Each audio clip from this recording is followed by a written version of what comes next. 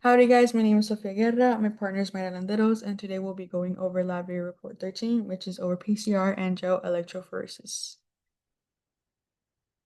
For our introduction, polymerase chain reaction, PCR, is a molecular technique used to amplify specific DNA sequences for rapid detection for pathogens in food samples. In this experiment, PCR was used to test lettuce and tomato samples for the presence of pathogenic E. coli O157H7, a strain that causes severe foodborne illness.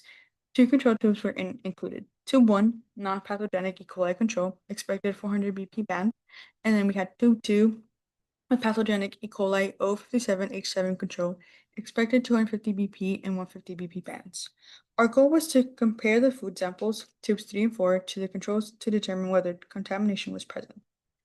For our materials, we had a 0.2 uh, milliliter PCR tube, 4 total, master mixer 15 microliter per tube, primer mix 10 microliter per tube. As far as our DNA samples, we had tube 1 with non-pathogenic controlled DNA, 5 microliters, tube 4 pathogenic O57H7 DNA, 5 microliters, tube 3 lettuce sample DNA, 5 microliters, and tube 4 tomato sample DNA, 5 microliters. We had micropipettes and sterile tips, a centrifuge thermocycler, agarose gel plus electrophoresis chamber, a DNA ladder, a UV blue light imager, and a streptocard regions yellow, red, and blue.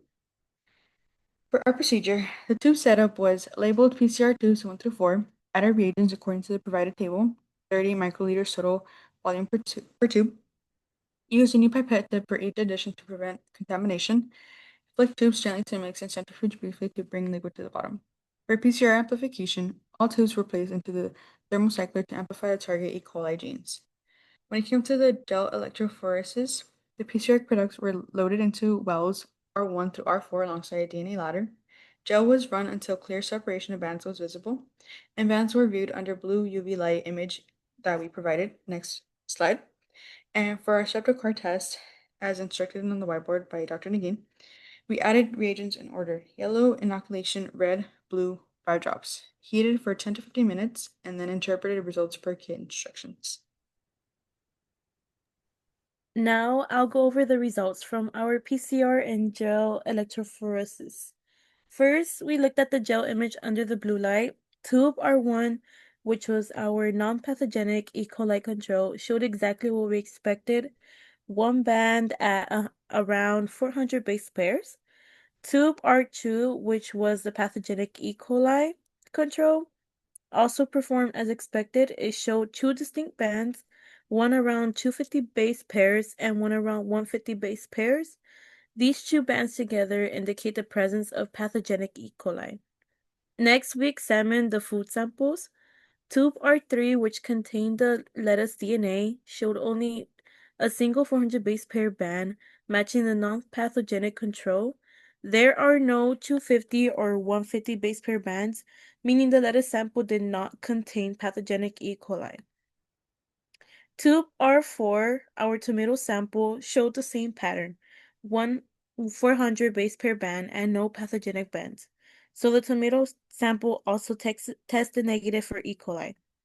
To summarize, non-pathogenic control, 400 BP band, pathogenic control, 2 bands at 250 and 150 BP, lettuce sample, only the 400 BP band indicating negative, and tomato sample, only the 400 BP band indicating negative as well. Overall, neither food sample showed any evidence of pathogenic E. coli contamination.